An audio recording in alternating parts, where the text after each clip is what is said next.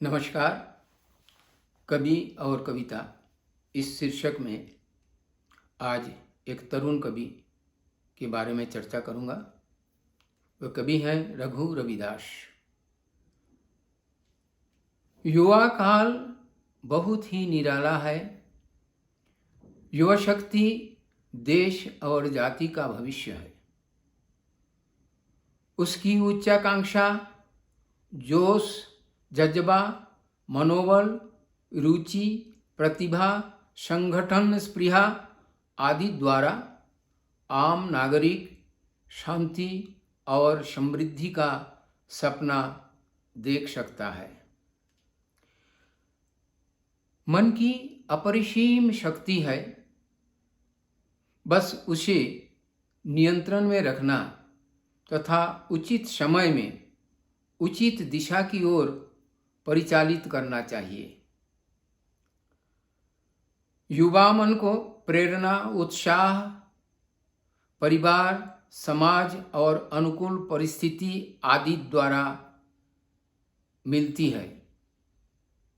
सामाजिक और राष्ट्रीय संस्कार व्यक्ति को आगे बढ़ाने का ईंधन स्वरूप है।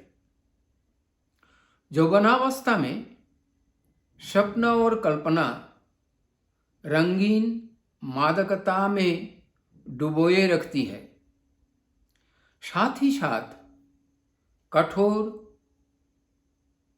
क्रूर वास्तविकता से भी परिचय करवाती है। दोनों के बीच संभल संभल कर जीवन पथ यात्री को चलना पड़ता है। जो सतर्क सर्वदा रहते हैं वे बच निकलते हैं। अन्य लोग प्रलोभन, मोहमाया आदि उलझन में उलझ जाते हैं। मेधा और प्रतिभा के अधिकारी अपने विचार विश्लेषण द्वारा ठीक समय पर हालात को समझ उचित निर्णय ले राह बदल लेते हैं।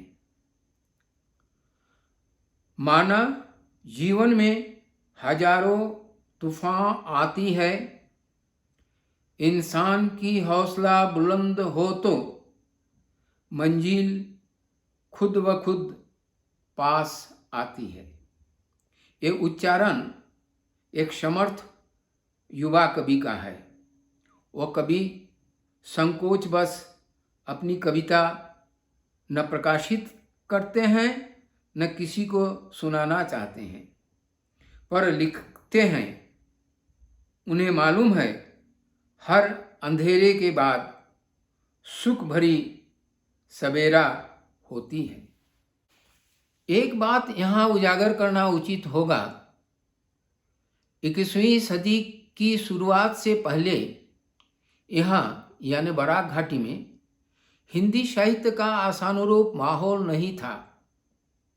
अपनी प्रेरणा से, अपनी मातृभाषा के लगाव के कारण कोई कोई प्रयास करता था।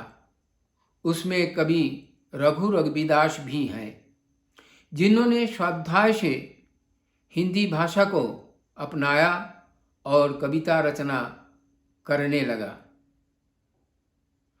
आदमी चलते चलते जीवन की अभिज्ञता से सीखता भी है, राह में उलझता भी है। जिस उजाला को कभी चाहते थे, चाहते हुए भी उसे अपना नहीं पाए, एक धोखा, किसी प्रकार की फरेब में अटक जाते हैं। दुनिया तो इंसानों से भरी हुई है, पर कभी उनमें सच्चा ईमानदार इंसान नहीं पाते। दुनिया की इस भीड़ में इंसानों के चेहरे दिखाई नहीं देते। मानव मात्र को ऋणी बताया गया है। पितृऋण, मातृऋण, ऋषि ऋण, देव ऋण, न जाने कितने प्रकार के ऋण चुकाना पड़ता है, चाहे जो जिस दृष्टिकोण से ना समझे। कभी कहते हैं, जिंदगी मेरी एक कर्ज बन चुकी, उसकी किस्तियां भरता हूं।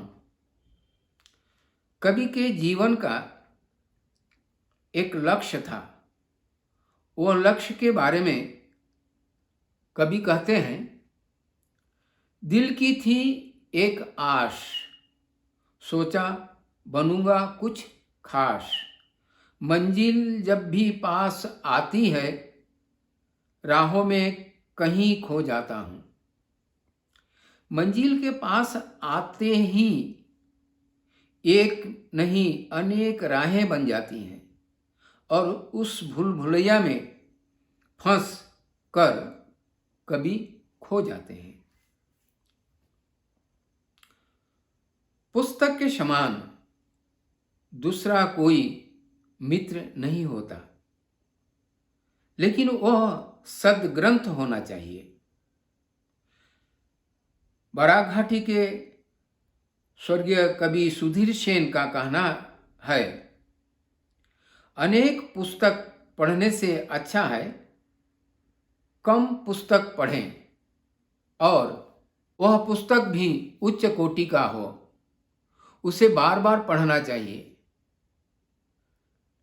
कवि रघु रविदास अपनी कविता पुस्तक में लिखते हैं, अंधकार में सूरज बनकर सबको देती है उजियारी, हमको मार्ग दिखाती यह प्रिय पुस्तक मेरी।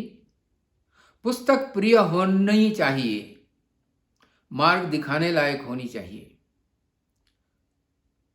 हम जात पात के जकड़न में फंसे हुए हैं। कबीर से लेकर अनेक संत महापुरुष जात पात के विरोधी थे, पर सुविधावादी स्वार्थपर श्रेणी के लोग, जिनका प्रभाव समाज पर, जाति पर बहुत अधिक रहता है, वे कभी धर्म के नाम पर, कभी जाति के नाम पर, कभी मार्गदर्शक ग्रंथों की भूल व्याख्या से जातिवाद को विकृत किया है।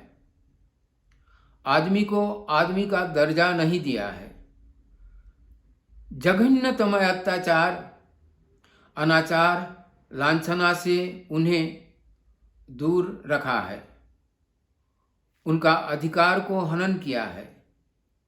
क्रूरता से अपने कद को बढ़ा चढ़ाकर उनके सामने रखा है। यह सिलसिला आज भी किसी न किसी रूप में चल रही है।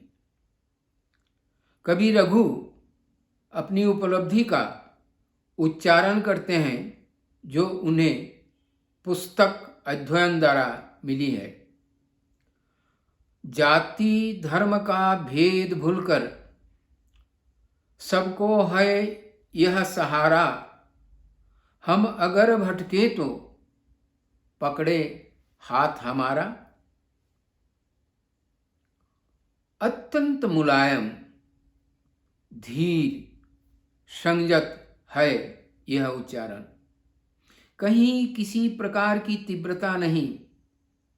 यही होता है जब मनुष्य खुद को पूर्ण करने की दिशा में आगे बढ़ते हैं,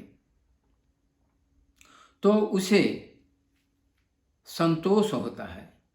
वो खुद को योग्य बनाने में लग जाता है, यद्यपि वह जानता है कि राह बहुत कठिन है, पग पग पर अड़चने हैं, चुनौतियां हैं।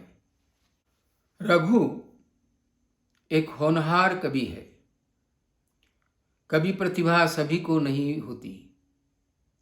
रघु साहित्य प्रतिभा का एक धनाढ्य व्यक्ति है। अपनी रचनाओं को पुस्तक आकार में प्रकाशित कर पाठकों तक, साहित्य प्रेमियों तक उसे पहुंचाना चाहिए। बराक घाटी के हिंदी भाषी लोग रघु से उत्कृष्ट साहित्य का आशा करते हैं। नमस्कार।